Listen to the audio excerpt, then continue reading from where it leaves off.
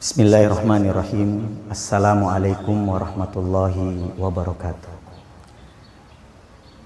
Alhamdulillah ala ihsani wa syukru lahu ala taufiqihi wa imtinani. Wa ashhadu an la ilaha illallah wahdahu la syarika lahu ta'ziman li sya'ni. Wa ashhadu anna Muhammadan abduhu wa rasuluhu ad-da'i ila ridwani. Amma ba'du. Fa inna ahsanal hadisi kitabullah wa khairal hadi hadi Muhammadin sallallahu alaihi wasallam. Hadirin pendengar rahimakumullah.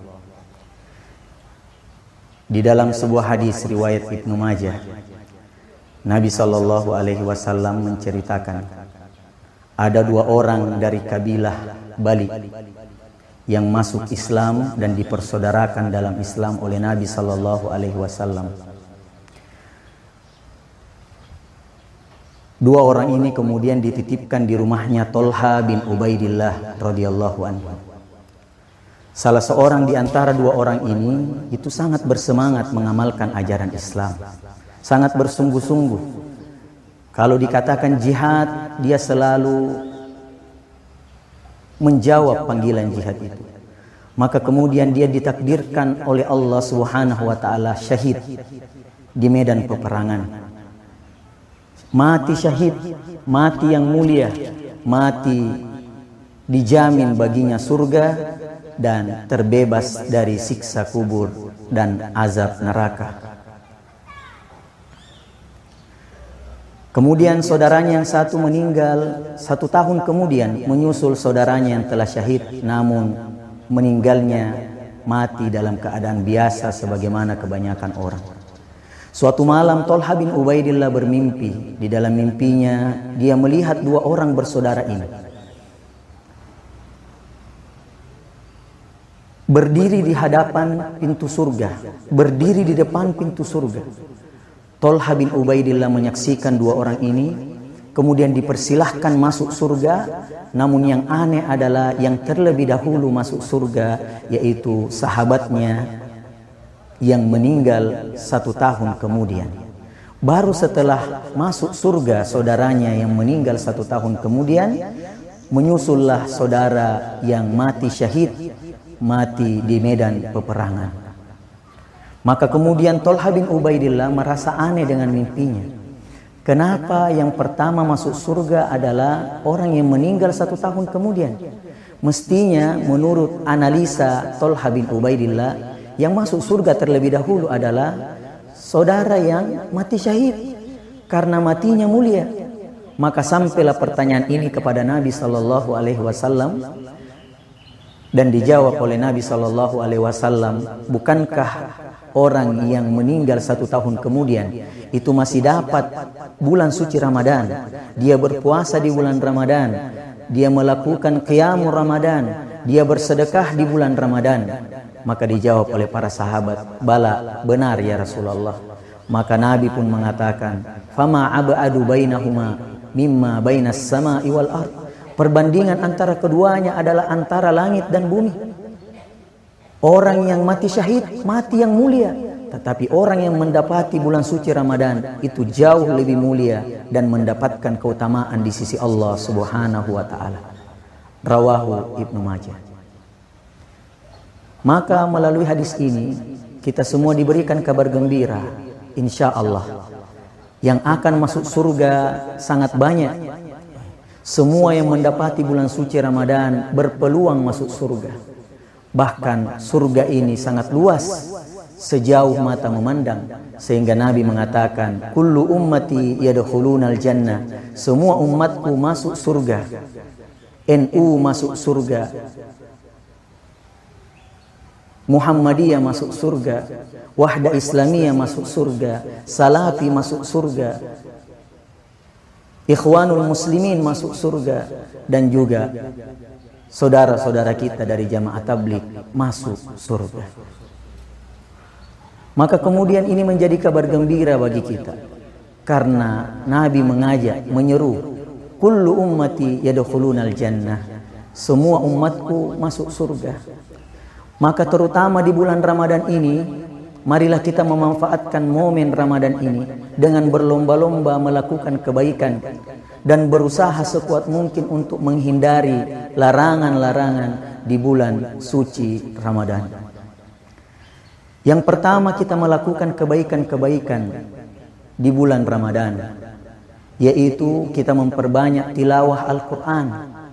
Nabi SAW di bulan Ramadan memperbanyak tilawah Al-Quran, memurojaah hafalannya dengan malaikat Jibril alaihissalam. Imam Syafi'i bin Idris rahimahullah itu diriwayatkan mengkhatamkan Al-Quran 2 kali, tetapi bukan 2 kali dalam sebulan, 2 kali dalam sehari, siang 1 kali dan malam 1 kali. Imam Syafi'i menamatkan Al-Quran, mengkhatamkan Al-Quran di bulan suci Ramadan sebanyak 60 kali. Imam Syafi'i mengkhatamkan Al-Quran di luar bulan Ramadan 1 kali sehari. 30 kali khatam selama sebulan di luar bulan suci Ramadan.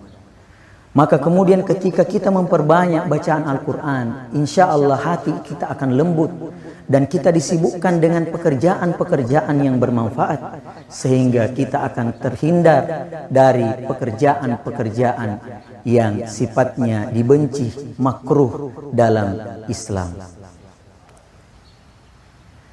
Yang kedua adalah kita memperbanyak ibadah solat sunat kita di bulan suci Ramadan. Ini hendaknya kita perbanyak sebagaimana persyaratan dari Nabi SAW ketika ditanya oleh sahabat Rabi'ah radhiyallahu anhu tentang, wahai Rabi'ah, apa yang kamu inginkan? Rabi'ah pun menjawab, saya ingin menemanimu di dalam surga. Kalau begitu, kata Nabi SAW, fa'inni bikasratis sujud. Bantu saya, kalau memang kamu ingin masuk surga, perbanyaklah sujud. Maksudnya, kata para ulama, perbanyaklah solat sunnah. Solat sunnah yang kita perbanyak, terlebih dahulu yang pertama tentunya yang mengikuti salat fardu, yang kita kenal dengan salat sunnah rawatib, salat sunnah yang mengikuti salat fardu. Yang dikatakan oleh para ulama, salah satunya adalah Imam Nawawi Al-Bantani rahimahullah, disebutkan di dalam kitabnya Nihayatul Zain, bahwasanya sesuai dengan hadis Nabi SAW, maka jumlah salat sunnah rawatib itu mencapai 22 rakaat. 4 rakaat sebelum duhur, 4 rakaat sesudah duhur, 4 rakaat sebelum asar, 2 rakaat sebelum maghrib, 2 rakaat sesudah maghrib, 2 rakaat sebelum isya, 2 rakaat sesudah isya, dan 2 rakaat sebelum subuh. Oleh Syekh Nawawi Al-Bantani dibagi 2. Yang pertama adalah muakkad, sesuatu yang sangat ditekankan, Nabi sangat menjaganya, maka kita pun harus menjaganya. Nabi menekankan untuk dijaga yang muakkad ini, yaitu 2 rakaat sebelum duhur, 2 rakaat sesudah duhur, 2 rakaat sesudah maghrib, 2 rakaat sesudah isya, dan 2 rakaat sebelum subuh. 10 rakaat, di dalam riwayat lain dikatakan 12 rakaat. Siapa yang mengerjakannya, maka akan dibangunkan baginya mahligai di dalam surga, dibangunkan baginya istana di dalam surga, sehingga kelak orang yang rajin melakukan sholat sunnah itu bisa memiliki banyak mahligai, banyak istana di dalam surga. Masya Allah. Kemudian kita juga menjaga ibadah-ibadah sunnah yang lain, yaitu salat tarawih kita hendaknya dilakukan dengan berjamaah. Tidak penting apakah dikerjakan dengan 11 rakaat ataupun dikerjakan dengan 23 rakaat, karena kedua-duanya dibolehkan di dalam Islam, sebagaimana disebutkan oleh pendapat para ulama kita. Mazahibul Arba menyebutkan bahwasanya kedua-duanya boleh, yaitu 23 rakaat boleh, 11 rakaat juga boleh. Kemudian yang terakhir adalah Mari kita memperbanyak sedekah di bulan suci Ramadan. Dengan memperbanyak sedekah, insya Allah amal-amal kebaikan kita akan dilipat gandakan. Orang yang ahli sedekah adalah orang yang akan mendapatkan pahala bacaan Quran meskipun dia sedang tidak membaca Al-Quran. Orang yang rajin bersedekah akan mendapatkan pahala solat meskipun dia sedang tidak solat. Orang yang bersedekah akan mendapatkan pahala puasa meskipun boleh jadi dia sedang berhalangan tidak bisa berpuasa, akan tetapi karena sedekahnya maka dia mendapat keutamaan, mendapatkan pahala orang-orang yang berpuasa. Man fattara shaima, siapa yang memberikan hidangan buka puasa kepada orang-orang yang sedang berpuasa, maka dia juga akan mendapatkan pahala sebagaimana orang-orang yang berpuasa tanpa mengurangi sedikit pun pahala dari orang-orang yang berpuasa itu. Maka kemudian kalau kita mengamalkan ketiga hal ini, kita membiasakan di dalam kehidupan kita memperbanyak tilawah Al-Quran, memperbanyak solat-solat sunnah kita, memperbanyak sedekah kita, insya Allah kita akan termasuk orang-orang yang mendapatkan hati yang selamat. Dan hati yang selamat inilah yang akan menyelamatkan kita kelak di akhirat. Yauma la yanfa'u malun wala banun illa man atallaha biqalbin salim. Hari di mana tidak bermanfaat yang namanya anak dan harta kita. Hari yang hanya bermanfaat qalbun salim, hati yang selamat. Hati yang selamat hanya bisa diperoleh dengan memperbanyak ibadah, memperbanyak bacaan Al-Quran, memperbanyak solat-solat sunnah kita. Orang yang rajin solat sunnah, insya Allah banyak bacaan Qurannya. Orang yang rajin membaca Al-Quran, dijamin baginya hatinya akan bersih, hatinya akan suci. Utsman bin Affan mengatakan, "Lau tahurat qulubuna ma syabi'at min kalamillah." Seandainya hati kita bersih, hati kita suci, maka tidak akan pernah puas, tidak akan pernah berhenti dari membaca Al-Quran. Selalu ingin membaca Al-Quran, setiap saat senang dan ingin membaca Al-Quran. Maka kemudian ketika kita sudah sibuk dengan perkara-perkara seperti ini, insya Allah kita akan jauh dari perkara-perkara yang dilarang. Salah satunya adalah yaitu syahwat kita. Hendaknya kita larang, kita jauhi syahwat kita puasakan juga, yaitu berhubungan dengan istri kita bagi mereka yang sudah berkeluarga. Ulama mengatakan kita tidak mencium istri di siang hari bulan Ramadan ketika kita sedang berpuasa, karena ini sangat berpotensi untuk menjadikan puasa kita batal, terutama bagi mereka kaula muda, bagi mereka yang masih tergolong pengantin baru.